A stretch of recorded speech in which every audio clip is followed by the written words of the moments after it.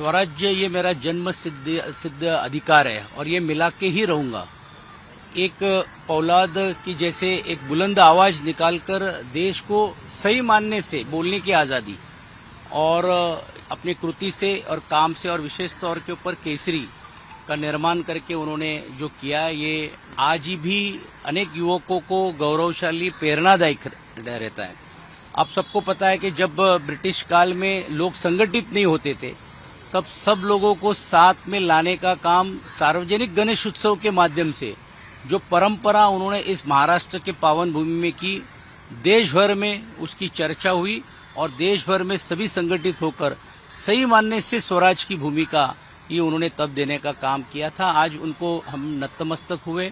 माननीय आयुक्त आशीष शेला जी, हम लोग सब लोग आज यहाँ पे थे और साथ ही साथ में इनकी प्रेरणा अगर हमको लेना है तो सिर्फ पुतले को नमन करके नहीं चलेगा, तो आगे आने वाली पीढ़ी को इसके सही मायने भी दिखाना चाहिए। और विशेष तौर के ऊपर जिसको हम जेनजी कहते हैं, स्वराज की भूमिका किस तरह से ली जाती है, किस तरह से सहनशीलता से की जाती है, उसका स्मारक के स्वरूप में भी रूप आना चाहिए। इसीलिए यहाँ पे भी कुछ चर्चाएं हमने समिति के साथ की है और जल्द ही राज्य के उप मुख्यमंत्री और मुख्यमंत्री के तहत ये सब सुधारना करने का काम किया जाएगा। इसका दूसरा सवाल ये है कि जिस जेनजी की हम बात कर रहे हैं, कल रात को माननीय प्रधानमंत्री जी ने फिर अपने कितना बड़प्पन है। उन्होंने कहा कि इनको हम माफ करना चाहते हैं, लेकिन हमारी पीढ़ी कहीं भटकती हुई नजर आती है और बहुत भाषा का प्रयोग किया गया, वो आहत हुए नजर आते हैं, पर साथ ही जेनजी को वो माफ भी कर रहे हैं। नहीं, वो उनका अधिकार है क्योंकि वो एक देश के कुटुंब प्रमुख है, ऐसा मैं मानता हूँ। और उन्होंने जिस तरह से कहा, मुझे ऐसा लगता है ये हर एक के बच्चों के पालकों को सोचना पड़ेगा कि हमारे नई जनरेशन बच्चे किस तरह से जा रहे हैं।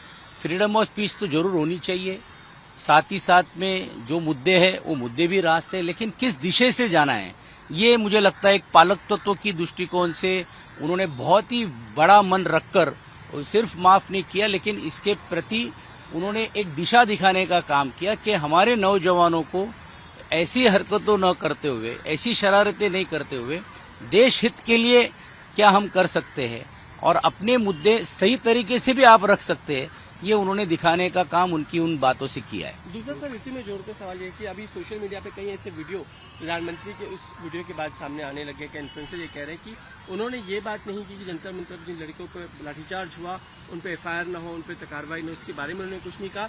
रुचिका नाम की एक लड़की का बयान जो सामने, इसने माफी मांगी। ऐसा है कि क्या ऐसा 0 FIR नहीं, ऐसा है कि जब सरकार की भूमिका ली तो मुझे लगता नहीं है देश के पंतप्रधान को इस बारे में बात करने की जरूरत है। आपको सबको पता होगा कि सभी कार्रवाई को रोकने का काम किया, कोई कार्रवाई होगी नहीं। अभी उसमें एकाध पुलिस स्टेशन अगर कोई करती है तो उसकी भी दखल सरकार लेगी, लेकिन ब्लैंकेट सभी जगह किया गया।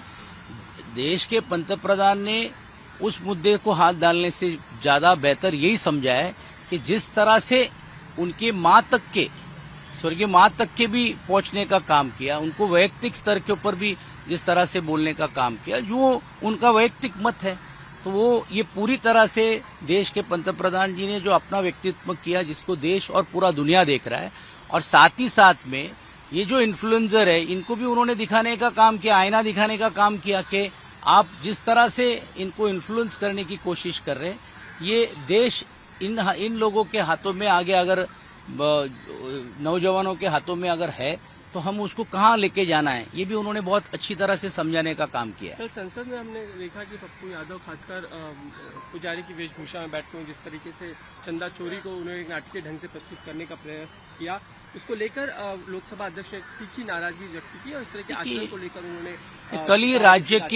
ही राज्य के उप मुख्यमंत्री जी ने अन्नाभाऊ साठे के कार्यक्रम में नाट्यगृह का कार्यक्रम का उद्घाटन करते हुए कहा कि अभी दुर्दैव की बात है कि इस तरह के नाट्य बहुत चलते जा रहे हैं और उसका ही प्रदर्शन दुर्दैव से पार्लियामेंट में हमको देखने को मिला। मराठी प्रधानमंत्री ने जो मोबाइल वीडियो बनाकर माफी मांगी है, उसको वो वीडियो को लेकर कांग्रेस आक्रामक है, पॉलिटिकल कांग्रेस तो रिवाइवल मोड पे है। उनको पता है कि वो खुद संगठन बोलकर आगे काम नहीं कर पाएगी, इसीलिए वो इस मुद्दों को लेकर कर रहे हैं, लेकिन सही मुद्दे पार्लियामेंट में लाना जरूरी था। और ये जब ये आंदोलन हो रहा था तब कांग्रेस ही चुप क्यों थी? कौन से व्यासपीठ पे जंतर मंतर पे वो गए थे, ये सब सवाल है। सर एक लड़की का वीडियो भी सामने आया, रुचिका नाम की लड़की का, जो माफी मांग रही है कि उसको गलती से किसी के इन्फ्लुएंस में आके इस तरह की भाषा का प्रयोग प्रधानमंत्री तो देखिए जी ना, ने मतलब किया। ये ऐसे बहुत सारे लोग आगे आएंगे क्योंकि उनको वस्तुस्थिति मालूम पड़ेगी और इसके पीछे क्या राजनीति है जब मालूम पड़ेगी तो हर एक को लगेगा कि भाई हमने किस लिए ये सब कुछ किया और हमने क्या हासिल किया। सर भाऊ, आज लोकमान्य टिळकांची पुण्यतिथी आहे, तुम्ही दरवर्षी अगदी आवर्जून इथे येत असता, काय आज भावना व्यक्त करता? मी माझं सौभाग्य समजतो की राष्ट्रीय मिल मजदूर संघ आणि गिरणी कामगारांच्या वतीने गेल्या 30 वर्ष सातत्य ठेवत असताना 1 ऑगस्टला लोकमान्य टिळकांच्या या पुण्यतिथीच्या निमित्ताने आम्ही नतमस्तक होतो। स्वराज्य हे माझा जन्मसिद्ध अधिकार आहे आणि ते मी मिळवल्याशिवाय राहणारच, ही घोषवाक्य करूनच जी प्रेरणा त्यांनी देशाला दिलेली आहे, मला असं वाटते तीच खऱ्या अर्थाने उपयुक्त ठरणार आहे आणि म्हणून इकडे येऊन या स्मृतीस्थळाला आम्ही स्पर्श करून ती ऊर्जा घेण्याचं काम आम्ही करतोय। परंतु निवळ ऊर्जा ही घेत असताना आज पण त्या समितीच्या बाबतीतल्या काही जे विश्वस्त आहेत त्यांच्याशी चर्चा झाली। इकडे सर्व अपग्रेडेशन करणं गरजेचं आहे। स्वराज्याच्या बाबतीतली त्यांनी घेतलेली त्या काळामध्ये भूमिका, मग केसरीच्या माध्यमातून असेल, सार्वजनिक गणेशोत्सव मंडळाच्या माध्यमातून असेल, या सर्व आपल्या लोकांच्या समोर आणणं ही काळाची गरज आहे आणि म्हणून त्या भावनेतून त्या दृष्टिकोनातून पण देखील आज आम्ही समितीबरोबर चर्चा केली। समितीच्या बरोबर चर्चा करत असताना इकडच्या आयुक्त आहेत त्यांनाही देखील सूचना दिल्या आणि नगर विकास खात्यातून पण देखील निधी कुठेही कमी आम्ही पडू देणार नाही, पण नवीन पिढीला आणि विशेषतः जेनझीला हे आता दाखवावं लागणार आहे की हे स्वराज्याची जी भूमिका घेत असताना देशहित महत्वाचं आहे किंवा व्यक्तिहित किंवा एक विशेष हित किंवा राजकीय हितपेक्षा देशहित किती महत्वाचं आहे हे दाखवण्याचा प्रयत्न या सर्व स्मारकाच्या माध्यमातून करण्याची भूमिका आमची राहणार आहे। भाऊ, पंतप्रधान नरेंद्र मोदींनी पुन्हा एक व्हिडिओ इंस्टावरती पोस्ट केलेला आहे।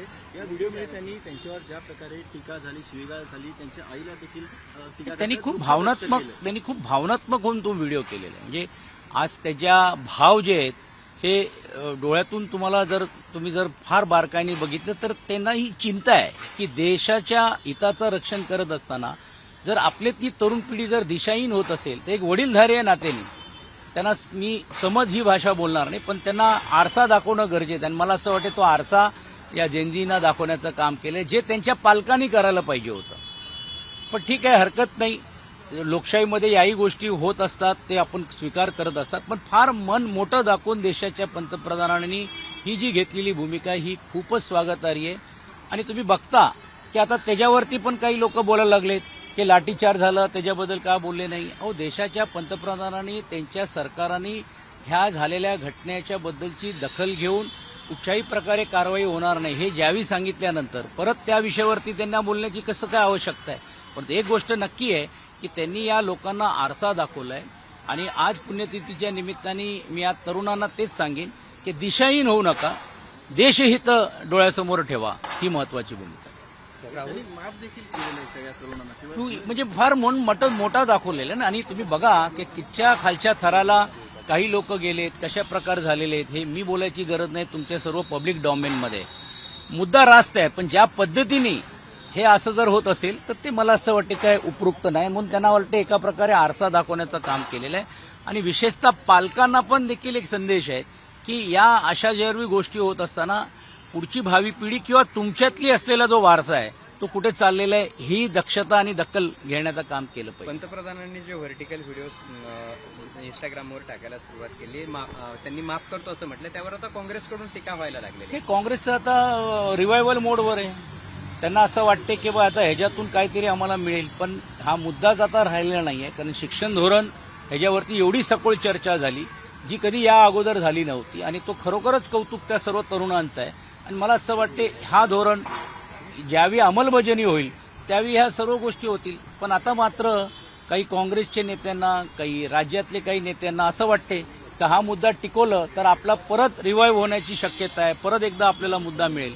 पण तरुण पण तसं मूर्ख नाहीये, म्हणून ते सर्व या गोष्टीचा विचार करूनच बारकाईने बघतील। आणि ज्या मुद्द्यासाठी त्यांनी हा लढा किंवा संघटित झाले होते तो मुद्दाच न राहिल्यामुळे मला वाटत नाही की काँग्रेस असेल किंवा इतर काही राज्यातले पक्ष असतील मोठ्या प्रमाणावरती त्याच्यावरती विजय मिळावा किंवा मोठ्यावरती गौरव शाली म्हणून घेऊन भूमिका मांडतात, त्याला काय फार प्रतिसाद मिळेल? आज गृहमंत्री पुण्यात आहेत, मात्र त्याला त्यांच्या पुण्यात येण्याला, त्यांच्या हस्ते सत्कार देण्याला दुर्दैवी आहे. पक्षांकडून प्रचंड टीका होते. दुर्दैवी आहे. आणि काही मी बघितलं पण की त्यांचा आम्ही निषेध करू, हे करू. मला वाटते लोकशाहीमध्ये आपलं म्हणणं मांडणं, लोकशाहीमध्ये देशाच्या सर्वोच्च असलेल्या सभागृहामध्ये भूमिका मांडणं हे रास्त गोष्ट आहे. पण देशाच्या गृहमंत्र्यांकडनं आम्ही हे स्वीकारणारच नाही आणि घेणारच नाही. अशा ज्या गोष्टी करणार आहेत हे मला वाटते संकुचित विचाराचे आहेत. तो संकुचित विचार कोणी ठेवू नये अशातला सल्ला माझा राहील. सर, दक्षिण कश्मीर के कुलगाम में कल जो इस वजह से हमला हुआ है उसमें 2 प्रवासी मजदूरों को ये कह के गोली मारी गई, उनका नाम पूछकर गोली मारी, जैसे पहलगाम में हमला हुआ था, ठीक उसी की तरह यहाँ पर भी बहुत ही दुर्दैवी की बात है. उसकी हम निंदा करते, निषेध करते और इस तरह से जो सोच विचार करने वाले जो लोग हैं उनको कभी समर्थन न करते हुए इनको नेस्तनाबूद कैसे हम विचारधारा से करें और किस तरह से करें, तो मुझे लगता है देश की सरकार योग्य वो कार्रवाई कर रही है. सर, एकदा मराठी त्याबद्दल आहे आणि अशातल्या ज्या गोष्टी आहेत त्याची आम्ही निंदा करतो. आणि मला असं वाटते की देशात म्हणजे जो सरकार आहे हे जसं पुलगामाला झालेला त्याचा धडा शिकवण्याचं काम जसं त्यांनी केलंय, याही बाबतीत ते धडा शिकवल्याशिवाय राहणार नाही.